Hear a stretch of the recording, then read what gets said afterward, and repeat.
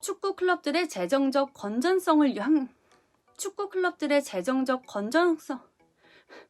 이 규칙은 유럽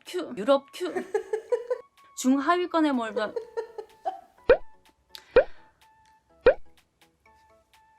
2008년 아랍에미레이트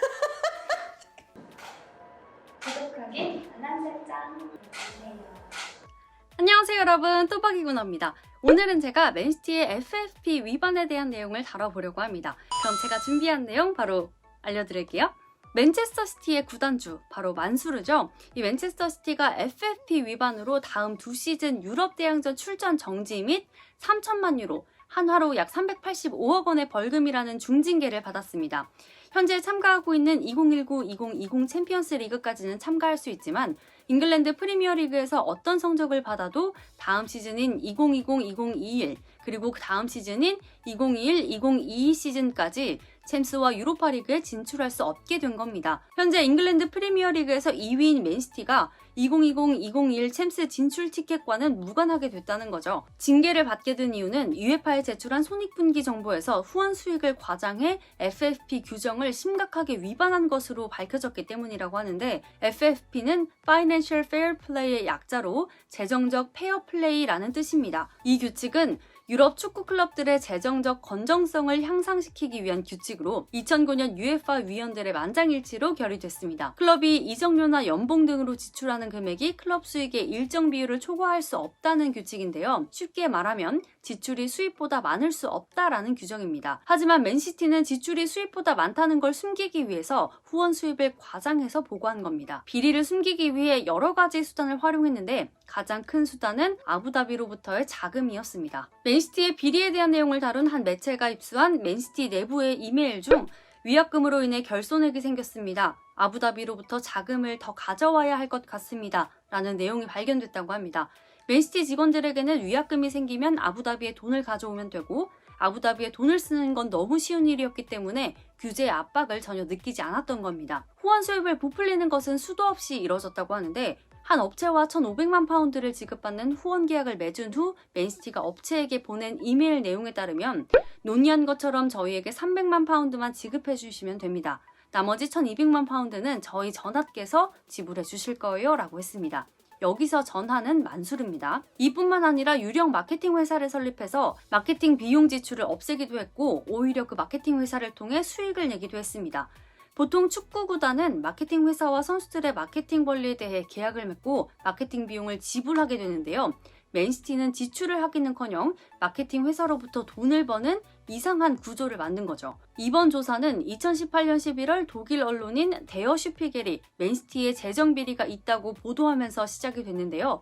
UEFA의 클럽 파이낸셜 통제 기관인 CFCB의 조사위원회 조사 결과가 이번에 발표가 된 거고, 맨시티는 2012년부터 2016년까지 스폰서십 수익을 부풀리는 방식으로 수입을 과다 책정해 FFP 규정을 위반했다고 합니다. 이번 조사 과정에서 맨시티가 조사에 비협조적으로 나온 것도 중징계의 이유로 알려졌습니다. 2008년 아랍에미레이트의 부총리이자 아부다비 왕자인 만수르가 맨시티 구단을 사들였고 중하위권에 머물던 맨시티는 엄청난 돈을 지출하면서 선수들을 영입해 오기 시작했습니다. FFP 조사 첫 해였던 2012년은 2012-2013 시즌에 5명을 영입하면서 6,195만 유로, 약 794억 원을 지출했지만 그해 마리오 바로텔레를 이적시키는 등 4천만 유로 이상을 벌어들이면서 큰 문제는 없었습니다. 하지만 2014년부터는 1억 유로 이상을 사용하기 시작했죠. 이 때문에 2014년에도 징계를 한번 받았었는데요. 그 당시 맨시티가 UEFA 재정위원회와 은밀하게 접촉해서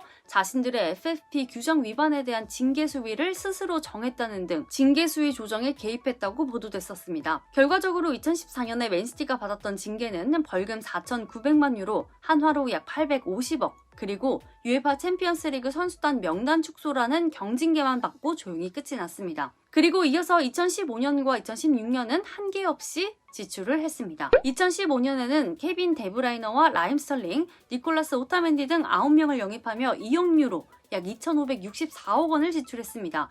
하지만 그해 선수 판매 금액은 겨우 6,744만 유로, 약 864억 원밖에 되지 않았었습니다. 이번 조사의 마지막 해인 2016년도 마찬가지였는데요. 펩 가르디올라 감독의 첫 시즌으로 존 스톤스, 르로이 사네, 가브리엘 제주스, 일카이 귄도간 등을 영입하면서 2억 1360만 유로, 약 2739억 원을 지출했습니다. 이렇게 씀씀이가 계속 커지더니 이번 조사 기간에 포함되지 않은 2017년 맨시티가 이적 시장에 지출한 금액은 무려 3억 1750만 유로, 약 4071억 원이었다고 합니다.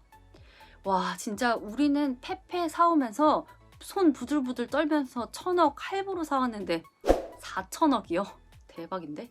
무튼 이번 징계는 2시즌 유럽 대항전 출전 금지, 그리고 385억 원의 벌금, 그런데 여기에 더해서 프리미어리그도 맨시티에게 자체 징계를 고려하고 있다고 하는데, 프리미어리그의 규정이 UEFA의 FFP 규정과 일치하는 건 아니지만 공유하는 부분이 있기 때문에 향후 판결 결과에 따라 맨시티의 프리미어리그 승점 삭감 및 4부 리그까지의 강등 방안까지 논의 중이라고 알려졌습니다. UEFA와 잉글랜드 프리미어리그의 최종 판단을 기다려 봐야겠지만 맨시티가 챔스에도 나서지 못하고 4부 리그로 강등될 가능성까지 제기되면서 맨시티의 엄청난 파장이 예상되고 있습니다. 유럽 내 최고 대회인 챔스에 참가할 수 없다라는 건 대회 참가 수입과 스폰서 수입 감소에 따른 금전적 수익 감소가 클 뿐만 아니라 클럽의 이미지에도 큰 타격을 입기 때문에 근본적으로 뛰어난 선수들을 잡아두기가 어려워질 수밖에 없을 겁니다. 맨시티의 핵심 선수인 세르히오 아구에로는 올해 31살, 케빈 데브라이너는 28살, 카일 워커는 29살로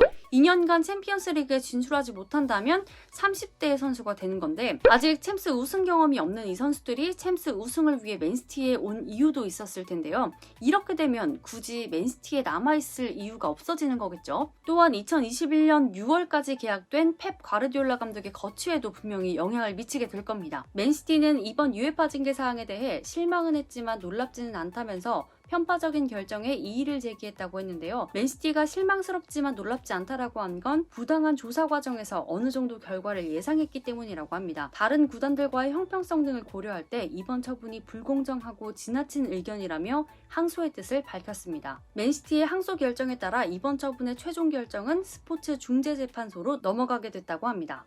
근데 이렇게 되면 맨시티가 리버풀을 이길 이유도 없어지고, 그럼 리버풀이 무패 우승을 할 가능성이 커지게 된 거죠. 맨시티가 리버풀을 잡아주길 바라고 있었는데. 하지만 또 맨시티의 챔스 티켓이 무효가 되면 프리미어리그 5위까지 챔스 진출 티켓을 따게 되는 거고, 6, 7위까지는 유로파에 진출을 할 수 있게 되는 겁니다. 아스날의 현재 위치가 10위니까 진짜 적어도 유로파는 갈 수 있지 않을까요? 이제 13경기 남았으니까 지금부터 어떤 경기를 보여주냐에 따라서 챔스도 진출이 가능하다고 조심스레 예상을 해봅니다. 원래 승점에 대해서 큰 기대를 안 하기로 했는데 또 이렇게 기대를 잔뜩 하고 있네요. 어쨌든 맨시티의 최종 판결이 어떻게 나오는지 한번 지켜봐야 할 것 같습니다. 오늘도 끝까지 봐주셔서 감사합니다.